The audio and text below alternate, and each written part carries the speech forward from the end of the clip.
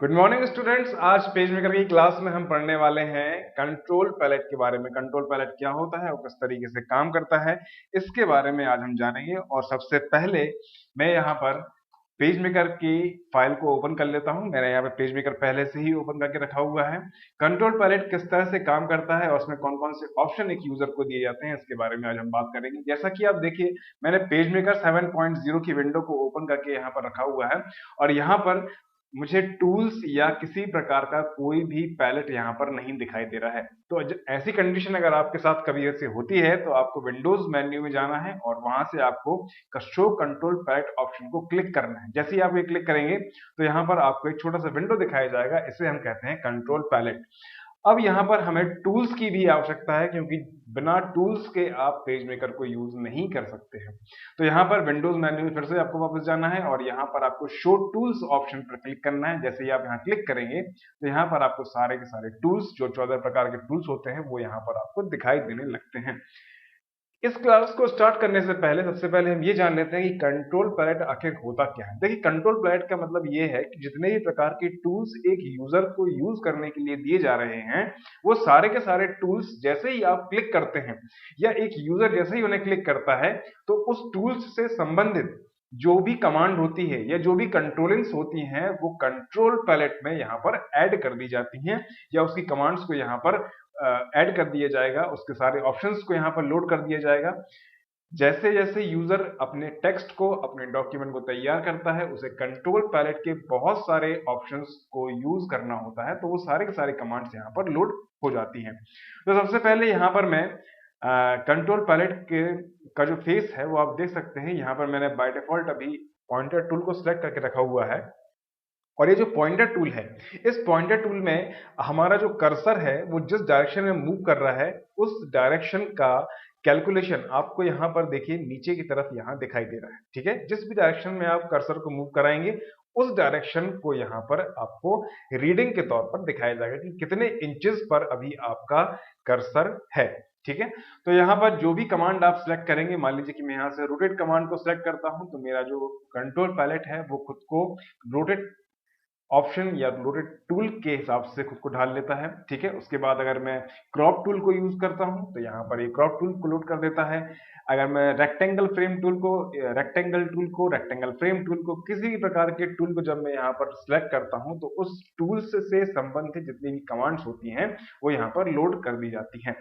तो नॉर्मली अभी मैं बात करने वाला हूँ कंट्रोल पैलेट के टेक्स्ट के बारे में। तो यहाँ पर जो कंट्रोल पैलेट में, यहाँ जो आपको टूल्स में टेक्स्ट ऑप्शन दिखाई दे रहा है, जैसे मैं यहाँ क्लिक करता हूँ तो टेक्स्ट से संबंधित जितने भी कमांड्स हैं, जितने भी ऑप्शंस हैं, जितने भी यहाँ पर आपको विकल्प हैं, वो सब यहाँ पर आपको दिखाई दे रहे हैं। ठीक है, देखने में ये ठीक वैसा ही दिखाई देता है जैसा कि एमएस वर्ड, एक्सेल में जब आप फॉन्ट्स को बड़ा करते हैं, छोटा करते हैं, या उस पर कोई फॉर्मेटिंग करते हैं, कोई चेंजेस जब आप करते हैं, तब इस तरह से आपको सारी चीजें या सारे के सारे जो ऑप्शन हैं ये दिखाए जाते हैं। पर जब आप पेज मेकर की बात कर रहे होते हैं तो पेज मेकर एक एडवांस लेवल पर काम करता है और एडवांस लेवल पर काम करने के लिए आपको कंट्रोलिंग्स की जरूरत पड़ती है, इसलिए हम कंट्रोल पैलेट का यूज करते हैं।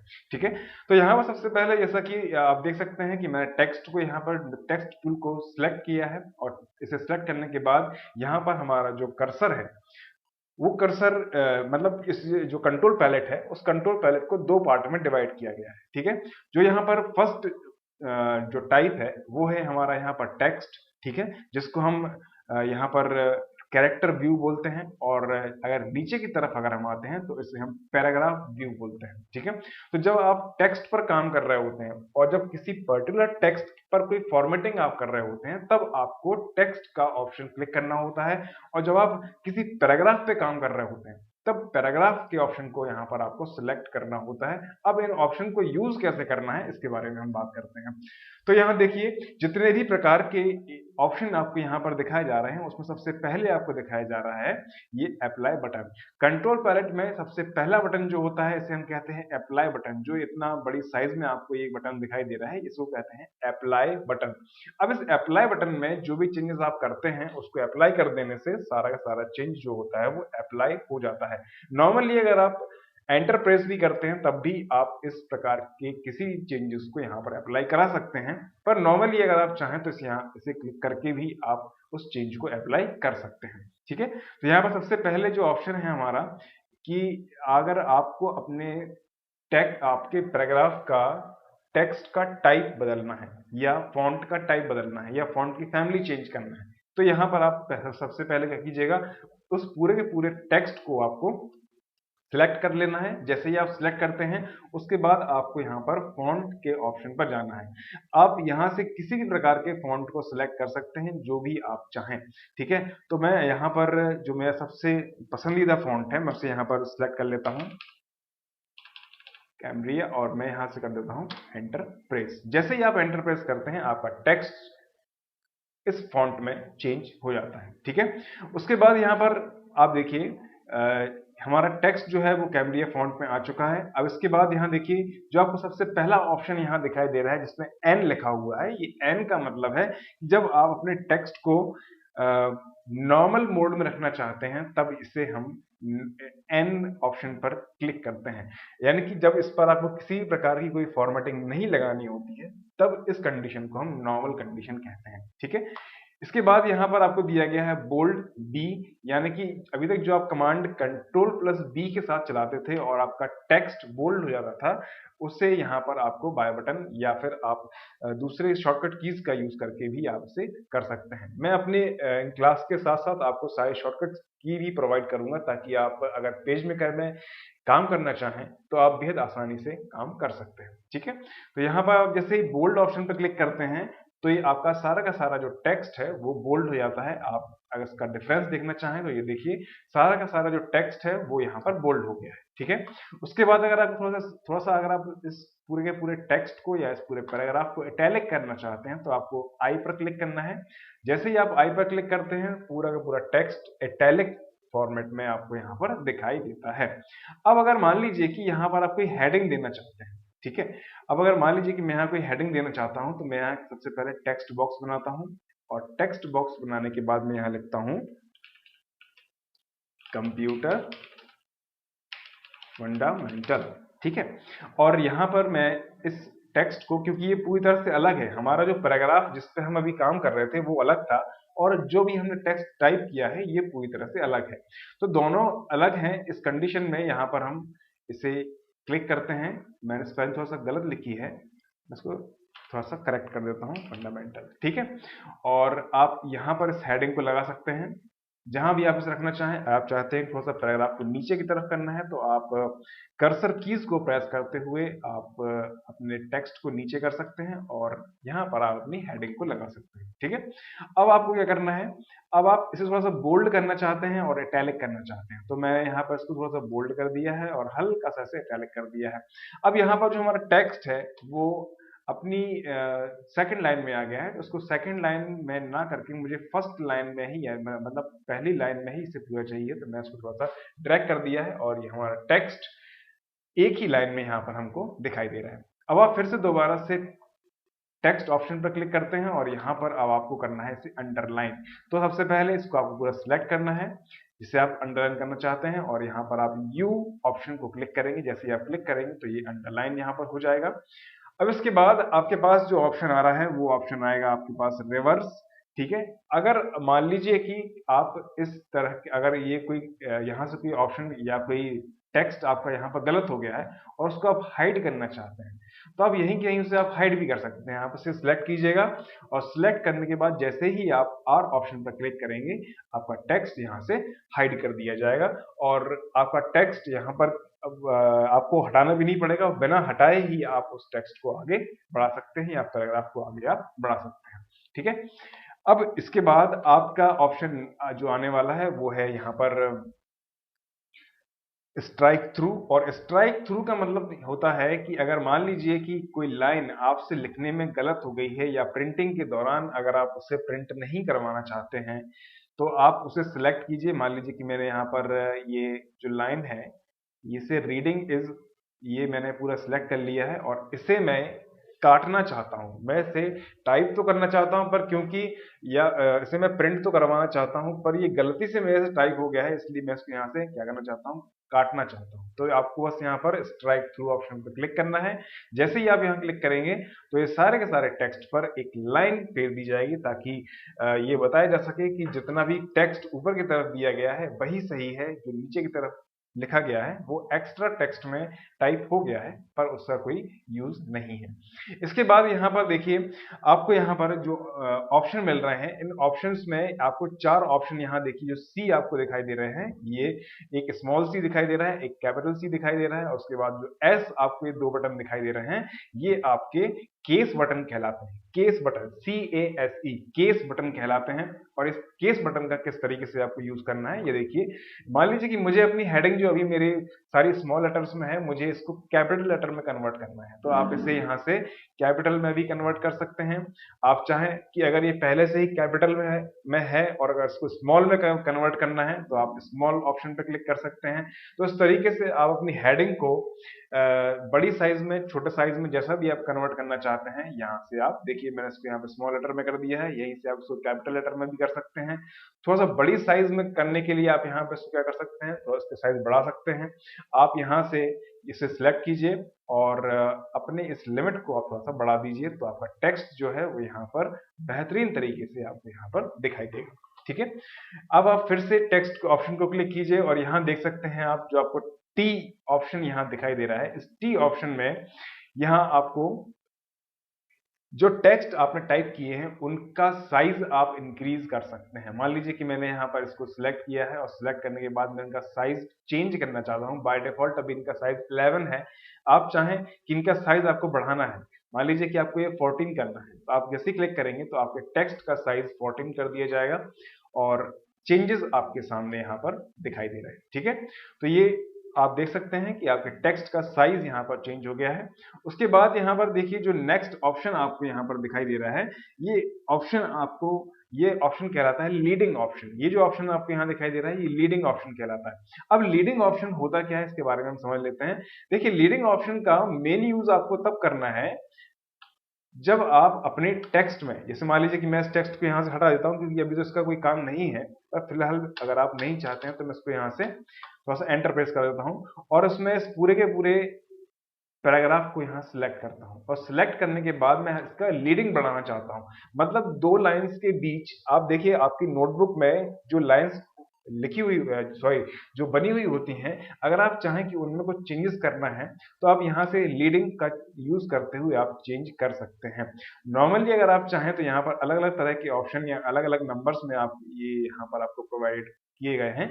आप चाहें तो इसे अपनी जरूरत के हिसाब से बढ़ा भी सकते हैं, पर नॉर्मली आप इसे जो डायमेंशन यहाँ पर दिए गए हैं, जैसे आप क्लिक करते हैं तो आपका जो फॉन्ट का लीडिंग है वो लीडिंग यहाँ पे बढ़ा दिया जाता है। ये देखिए मैं 21 कर दिया है, अब मैं करता हूँ 28।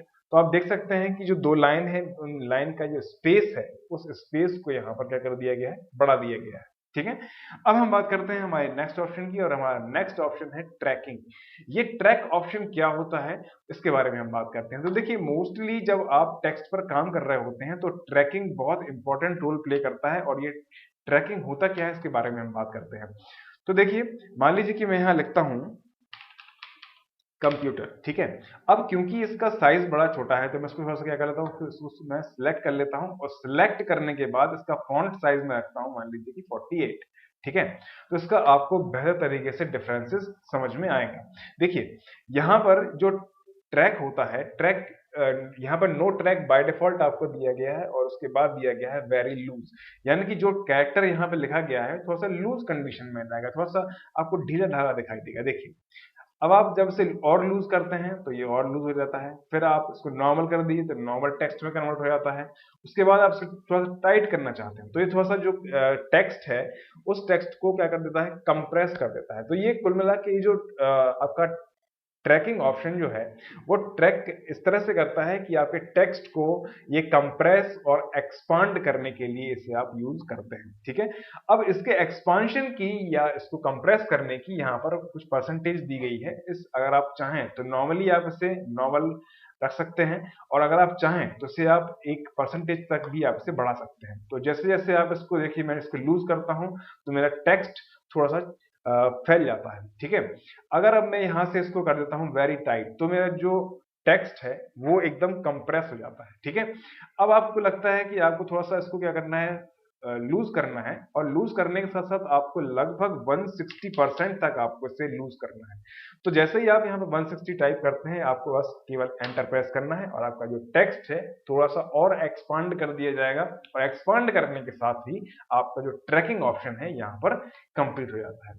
अब हम बात करते हैं कि जब आप अपने टेक्स्ट को कर्निंग ऑप्शन में लेकर के जाना चाहते हैं, मतलब कर्निंग का मतलब होता है, देखिए कर्निंग काम कैसे करता है पहले हम इस बारे में बात कर लेते हैं। तो देखिए मान लीजिए कि मैंने यहाँ पर पहले इसको सिलेक्ट कर लिया है टेक्स्ट को, किसी प्रकार के चेंजेस के लिए सबसे पहले आपको उसे सिलेक्ट करना बहुत जरूरी है, क्योंकि आप अभी टेक्स्ट पर काम कर रहे हैं, तो सिलेक्शन इज मस्ट कंपलसरी। ठीक है, तो मैं इसको पहले सिलेक्ट कर लिया है। सिलेक्ट करने के बाद आप यहाँ पर इसे क्लिक करते हैं और यहाँ पर मैं टाइप कर देता हूँ, मान लीजिए कि मैंने यहाँ टाइप कर दिया है 1.5, और जैसे मैं एंटर प्रेस करता हूँ तो यहाँ पर मुझे बताया गया है कि आपका जो कर्निंग ऑप्शन है उसमें मिनिमम रेंज जो है वो आपका 1 से कम होना चाहिए। तो मैं यहाँ पर इसको कम कर देता हूँ, 0.5 कर देता हूँ, और जैसे एंटर प्रेस करता हूँ तो ये देखिए जो मेरा टेक्स्ट है वो और भी ज्यादा एक्सपांड हो गया है।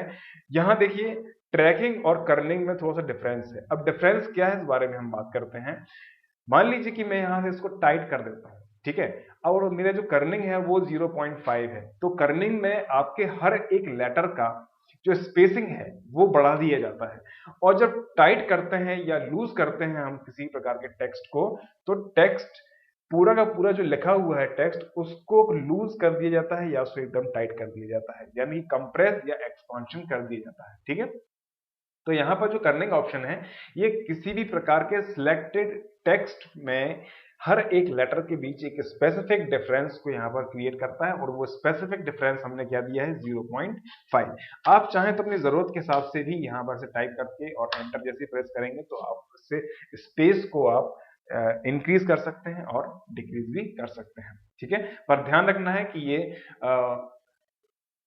1 से एक्स्ट्रा नहीं होना चाहिए, मतलब अभी आपका ये 0.2 है। ठीक है, तो ये आपका जो फिगर है ये यहाँ पर आपको इस तरीके से यहाँ पे चेंज नहीं करना है कि आप यहाँ डायरेक्टली 1.0 कर दें या फिर मान लीजिए कि 1.5 कर दें। आप जैसे जैसे ही आप ये इस तरीके से आप रीडिंग को यहाँ पर एंटर करेंगे तो यहाँ पर आपको तुरंत एक ऑप्शन दिखाया जाएगा कि कर्निंग की जो वैल्यू है वो उसकी रेंज आपके -1 में होनी चाहिए, और लगभग मैक्सिमम ये +1 तक ही जा सकती है, उससे ज्यादा ये आगे नहीं बढ़ेगा। ठीक है, तो अभी मैं इसे यहाँ पर 0.5 कर देता हूँ, और ये जो आपका डिफरेंस आपको है यहाँ पर ये दिखाई दे रहा है। ठीक है, अब हम बात करते हैं बेस लाइन शिफ्टिंग ऑप्शन की। ये जो आपको लास्ट में जो आपको ऑप्शन दिखाई दे रहा है इसे कहते हैं हम बेस लाइन शिफ्टिंग ऑप्शन। ये बेस लाइन शिफ्टिंग ऑप्शन जो होता है ये काम करने का इसका तरीका कुछ इस तरीके से है कि बेस लाइन हमारी जो होती है, मान लीजिए कि आपने ये हमने एक टेक्स्ट को यहाँ पर सिलेक्ट किया है। ठीक है, यहाँ से मैं इसका स्ट्राइक थ्रू हटा देता हूँ, और इसका बेसलाइन हमको क्या करना है, उसका चेंज करना है। ठीक है, और मान लीजिए कि मैंने इसका बेसलाइन कर दिया 0.5, और जैसे मैं एंटर करता हूँ तो देखिएगा हमारा जो टेक्स्ट है वो जहां हमारा सिलेक्शन है उससे ऊपर की तरफ यहाँ पर हमें दिखाई दे रहा है। ठीक है, मतलब जो इसका बेस लाइन है उस बेस लाइन से 0.5 इंच ऊपर की तरफ टेक्स्ट को धकेल दिया गया है। ठीक है, अब आप चाहें तो यहाँ पर इसमें आप कर सकते हैं -0.5। ठीक है, जैसे ही आप ये करेंगे तो आपका जो टेक्स्ट है वो थोड़ा सा और नीचे की तरफ यहाँ पर शिफ्ट हो जाता है। ठीक है, तो ये आपको तब यूज करना है जब आपको जरूरत लगती है कि आपने जो स्पेस दिया है वो ज्यादा हो गया है और उससे उसके बेस लाइन से ऊपर की तरफ ले जाना है, तो आप इस तरीके से उसे ले जा सकते हैं। नॉर्मली हम इसे 0 ही रखते हैं ताकि हमारा जो टेक्स्ट है वो एक सिंपल पैटर्न में यहाँ पर आए, ताकि हमारा जो टेक्स्ट है वो बेहतर तरीके से हमें दिखाई दे। जैसे ही आप एंटर प्रेस करते हैं तो हमारा टेक्स्ट वैसे के वैसे ही जो करते हो हमें यहाँ पर दिखाई देता है। अब हम बात करते हैं पैराग्राफ ऑप्शन की, और पैराग्राफ ऑप्शन में जैसा कि हम बात कर रहे हैं यहाँ पर आपको अलग अलग तरह के स्टाइल्स दिए गए हैं। ये स्टाइल्स क्या होते हैं, देखिए अगर मान लीजिए किसी प्रकार के ऑप्शन को किसी प्रकार की लाइन को सिलेक्ट करके उसे आपको हेडिंग में, सब हेडिंग में या कैप्शन में कन्वर्ट करना है तो आप यहाँ से बेहद आसानी से कर सकते हैं। फॉर एग्जांपल मान लीजिए कि मैं इसे यहाँ सिलेक्ट कर लेता हूँ और यहाँ से मैं इसे कर देता हूँ कैप्शन। ठीक है, तो अब कैप्शन कैसा होता है, छोटा छोटा टेक्स्ट होता है, और कैप्शन का मतलब होता है डिस्क्रिप्शन देना, ठीक है ना। तो अगर मान लीजिए किसी भी एक हेडिंग के बारे में, किसी एक इमेज के बारे में, किसी एक शेप के बारे में आप कोई कैप्शन देना चाहते हैं, कोई डिस्क्रिप्शन अगर आप देना चाहते हैं, तब आप इस ऑप्शन को यहाँ पर यूज करेंगे। अदरवाइज आप इसे नॉर्मल रहने दें तो ज्यादा बेहतर रहेगा। अगर आपको लगता है कि आपको अपने टेक्स्ट में या किसी इमेज के साथ में कोई कैप्शन ऐड करना है, तब उस जगह पर आप यहाँ पर इसे ऐड कर सकते हैं, ठीक है। आप चाहें तो इसे नॉर्मल रख सकते हैं, ठीक है। अब देखिए यहाँ पर जो आपको नेक्स्ट ऑप्शन दिए गए हैं, ये आपके अलाइनमेंट्स हैं, left alignment, right alignment, centre alignment, justified alignment और फोर्स जस्टिफाइड अलाइनमेंट, ठीक है। अब अलाइनमेंट्स को कैसे यूज करना है, मुझे लगता है कि आप सभी ने एमएस वर्ड, एक्सेल में, पावर पॉइंट में अलाइनमेंट को पढ़ा होगा। और अगर आपको ये नहीं आ रहा है या कोई डाउट अगर आपको समझ में आता है इस ऑप्शन में, तो मैं इसे करके दिखा देता हूँ एक बार। तो देखिए ये लेफ्ट अलाइनमेंट में बाय डिफॉल्ट हमारा टेक्स्ट होता है। हम हमेशा अपने टेक्स्ट को लेफ्ट साइड से लिखना ही स्टार्ट करते हैं और राइट साइड की तरफ हम उसे लेकर के जाते हैं। अगर आप चाहते हैं कि सारा टेक्स्ट आपको राइट अलाइनमेंट में लेकर के जाना है, तो बस आपको यहाँ पर सिलेक्शन करना है और सिलेक्शन के बाद आपको राइट अलाइनमेंट ऑप्शन पर क्लिक करना है। तो सारा का सारा जो टेक्स्ट है वो राइट अलाइनमेंट में यहाँ पर आ जाता है। अगर आप चाहते हैं कि सेंटर में सारा का सारा टेक्स्ट आपको चाहिए है, तो बस आपको सिलेक्शन करना है और सेंटर पर क्लिक करते ही सारा टेक्स्ट आपका सेंटर में आपको यहाँ पर दिखाई देता है। इसके बाद आता है हमारा जस्टिफाई अलाइनमेंट। जस्टिफाई अलाइनमेंट दोनों तरफ से, मतलब हॉरिजॉन्टली टेक्स्ट को उसके स्टार्टिंग पॉइंट से लेकर के उसके एंडिंग पॉइंट तक उसे प्रॉपर तरीके से अरेंज करता है और सारे सारे टेक्स्ट को आप बेहतर तरीके से आप यहाँ पर देख सकते हैं, ठीक है। अब हम बात करते हैं फोर्स जस्टिफाई। अब ये फोर्स जस्टिफाई क्या होता है, इसके बारे में हम समझ लेते हैं। सबसे पहले हम इसको सिलेक्ट करना है टेक्स्ट को, और टेक्स्ट को सिलेक्ट करने के बाद आप फोर्स जस्टिफाई ऑप्शन पर क्लिक करेंगे तो आप देखिए कि जो आखिरी लाइन है, अभी तक हमारी आखिरी लाइन जो थी, जो लास्ट लाइन थी, वो हमारी एक हमारे मार्जिन से पहले ही खत्म हो रही थी। पर अगर आप चाहते हैं कि ये जो मार्जिन है, मार्जिन तक पूरा हमारा टेक्स्ट कवर करे, तो आप इसे फोर्स जस्टिफाई भी यहाँ पर कर सकते हैं, ठीक है। तो यहाँ पर हमारा ये फोर्स जस्टिफाई यहाँ पर क्लिक कर लिया है हमने और फोर्स जस्टिफाई यहाँ पर ऑप्शन हमारा दिखाई दे रहा है, ठीक है। अब हम बात करते हैं हमारे लेफ्ट इंडेंट ऑप्शन की। लेफ्ट इंडेंट ऑप्शन जो होता है, लेफ्ट इंडेंट कहलाता क्या है, जैसे मान लीजिए कि जो हमारा जो ऑप्शन है, ये इसको हम लेफ्ट इंडेंट ऑप्शन कहते हैं। और इस लेफ्ट इंडेंट ऑप्शन का यूज आपको कब करना है, देखिए मान लीजिए कि मैं इसको पूरा सिलेक्ट कर लिया है और सिलेक्ट करने के बाद मैं इसे लेफ्ट अलाइनमेंट लेफ्ट इंडेंट में लेकर के जाना चाहता हूँ। और मान लीजिए कि मैंने यहाँ पर नंबर में टाइप किया 0.5। जैसे ही आप इसे टाइप करते हैं और एंटर प्रेस करते हैं, तो जो हमारा टेक्स्ट है, मतलब हमारे पैराग्राफ का जो सिलेक्टेड पार्ट है, उस पूरे के पूरे सिलेक्टेड पार्ट को लेफ्ट साइड से इंडेंट करते हुए या उसको स्पेसिंग उसकी बढ़ाते हुए पूरे पैराग्राफ की, और लेफ्ट साइड से उसको एक स्पेस दिया जाता है, ताकि पूरा पूरा जो टेक्स्ट है वो राइट साइड की तरफ उसे धकेल दिया जाता है और लेफ्ट साइड में से एक मार्जिन के बाद आपको एक स्पेस या एक इंडेंट दिया जाता है। अब हम बात करते हैं फर्स्ट इंडेंट की। और फर्स्ट इंडेंट कैसे होता है, तो उसके लिए आपको क्या करना है कि जो भी आपका टेक्स्ट है, मान लीजिए कि हमारा टेक्स्ट है, तो इस पूरे पूरे पैराग्राफ में आपको केवल फर्स्ट लाइन को ही सिलेक्ट करना है। और जो यहाँ पर हमारा ऑप्शन है, ये ऑप्शन हमारे फर्स्ट इंडेंट ऑप्शन को सिलेक्ट करता है या फर्स्ट इंडेंट को यहाँ पर शो करता है। जैसे ही आप यहाँ से क्लिक करते हैं और मान लीजिए कि मैंने यहाँ पर जो एक नंबर है 0.5, इसे आप एंटर करते हैं, तो हमारी जो फर्स्ट लाइन है वो 0.5 की स्पेसिंग के साथ में आपको पैराग्राफ को यहाँ पर दिखाती है। अब देखिए पहले हमारा जो टेक्स्ट था, ये जो हमारा पैराग्राफ था, वो कुछ इस तरीके से हमें दिखाई दे रहा था, ठीक है। पर हमने इसमें क्या किया है, 0.5 का हमने यहाँ पर एक इंडेंट दिया है, और जैसे ही आप इसे एंटर करते हैं, तो ये जो इंडेंट है या जो ये स्पेसिंग है, ये 0.5 इंच से हमारी फर्स्ट लाइन को यहाँ पर थोड़ा सा स्क्रॉल कर दिया गया है राइट साइड में, ताकि हमारा जो पैराग्राफ है वो एकदम अट्रैक्टिव दिखे। अब ये जो चेंज है, आप सारे के सारे पैराग्राफ में अगर आप चाहते हैं कि हर पैराग्राफ की फर्स्ट लाइन 0.5 इंच से थोड़ा सा पीछे की तरफ कर दी जाए, तो आप यहां से उसे कर सकते हैं, ठीक है। अब हम बात करते हैं हमारे नेक्स्ट ऑप्शन की, और हमारा नेक्स्ट ऑप्शन है राइट इंडेंट। अब ये राइट इंडेंट करता क्या है, अभी हमने यहां देखा था लेफ्ट इंडेंट।